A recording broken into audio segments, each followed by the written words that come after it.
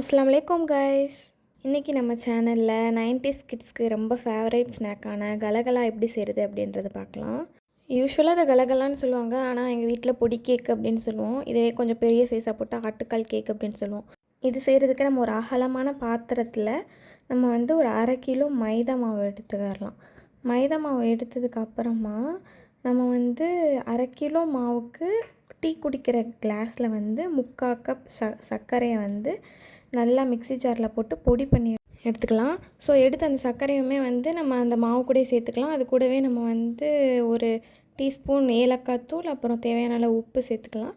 அது கூடவே 1/2 கிலோ மாவுக்கு 100 கிராம் டால்டா சேர்த்துருக்காங்க. டால்டா அப்படின்னா வனஸ்பதி. நீங்கள் இதுக்கு பதிலாக நெய் இருந்தால் நெய் கூட சேர்த்துக்கலாம். அதையும் சேர்த்து ஃபஸ்ட்டு அந்த தண்ணி ஊற்றாமல் எல்லாத்தையும் கிளறி விட்டுட்டு டால்டா கூட சேர்த்து அதுக்கப்புறமா நம்ம கொஞ்சம் கொஞ்சமாக தண்ணியை சேர்த்து 1 கிளாஸ் தண்ணியை கொஞ்சம் கொஞ்சமாக சேர்த்து பிணைஞ்சிக்கலாம். ரொம்ப இறுக்கி பிணையக்கூடாது, லூஸாக தான் பிணையணும். மெதுவாக பிணைஞ்சி எடுத்துக்கலாம். 1 கிளாஸ் தண்ணியே போதுமானதாக இருந்துச்சு. ஸோ நீங்கள் அதை வச்சு பிணைஞ்சிங்கனாலே இதுக்கு கரெக்டாக இருக்கும். எக்ஸ்ட்ரா தண்ணிலாம் தேவையில்லை. ஒருவேளை தேவையான மாதிரி தெரிஞ்சுன்னா லேசாக தெளிச்சுக்கலாம். அதுக்கப்புறம் ஓரளவுக்கு நல்லா மாவு கிட்டே வந்ததுக்கப்புறமா அதை நல்லா உருட்டிட்டு சப்பாத்தி கட்டையில் போட்டு நல்லா அந்த மாதிரி பரத்திக்கலாம். ரொம்ப தின்னாக பரத்திடக்கூடாது, தின்னாவும் இல்லாமல் திக்காக இல்லாமல் நல்லா பரத்திட்டு கார்னர்ஸ் எல்லாம் கட் பண்ணிக்கலாம். கார்னர்ஸை கட் பண்ணிவிட்டு இதே மாதிரி ஸ்ட்ரைப்பாக கட் பண்ணிவிட்டு அதை டைமண்ட் ஷேப்பில் இந்த மாதிரி நான் காமிக்கிற மாதிரி கட் பண்ணிக்கோங்க. ஸோ அப்போ தான் அது அழகாக இருக்கும், பார்க்குறதுக்கு சாப்பிட்றதுக்கு செம்ம டேஸ்ட்டாக இருக்கும்.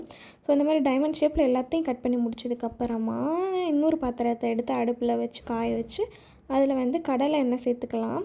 சேர்த்துட்டு எண்ணெய் சூடாயிடுச்சா அப்படின்னு பார்த்ததுக்கப்புறமா நம்ம டைமண்ட் ஷேப்பில் வெட்டி வச்சுருக்க இந்த மாவை கொஞ்சம் கொஞ்சமாக போட்டு நல்லா பொரித்து எடுத்துக்கலாம்.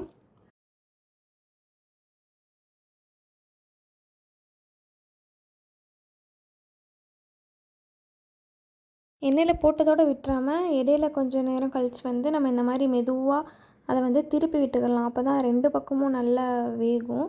ஸோ நல்லா போட்டு ஓரளவுக்கு ரெட்டிஷ் ஆனதுக்கப்புறமா இன்னும் கொஞ்சம் கிளறி விட்டுட்டு நம்மளுக்கு பார்க்கலே தெரியும் இது எடுக்கிறதுக்கான டைம் அப்படின்னு சொல்லிட்டு ரொம்ப கருக விட்டுட்டால் நம்மளால் மெல்ல முடியாது. ஸோ ஓரளவுக்கு ரெட்னஸ் வந்ததுக்கப்புறமா செவந்ததுக்கப்புறமா நம்ம அதை எண்ணெயெல்லாம் சுத்தமாக வடிச்சிட்டு எடுத்து நம்ம ஒரு பாத்திரத்தில் பேப்பர் வச்சு இல்லை டிஷ்யூ பேப்பர் வச்சு போட்டுக்கலாம். ஸோ எண்ணெயெல்லாம் உறிஞ்சிரும். இதே மாதிரி எல்லா பேட்சையுமே நம்ம கொஞ்சம் கொஞ்சமாக எண்ணெயில் போட்டு பொரித்து எடுத்துக்கலாம். இது நம்ம ஆறுனதுக்கப்புறம் சாப்பிட்டோம்னா ரொம்பவே டேஸ்டியாக கிறிஸ்பியாக சூப்பராக இருக்கும். குழந்தைங்களுக்குலாம் ரொம்ப பிடிக்கும். இது நல்லா ஆறுனதுக்கப்புறமா ஒரு ஏர்டைட் டப்பாவில் போட்டு அடைச்சி வச்சிட்டோம்னா ஒரு 20 டேஸ் வரைக்குமே இது நல்லாயிருக்கும். இந்த கலகலா நீங்கள் சின்ன வயசில் இருக்கும்போது உங்களுக்கும் ஃபேவரட் ஸ்நாக்காக இருந்துச்சுன்னா மறக்காமல் லைக் அண்ட் சப்ஸ்கிரைப் பண்ணிக்கோங்க நம்ம சேனலுக்கு.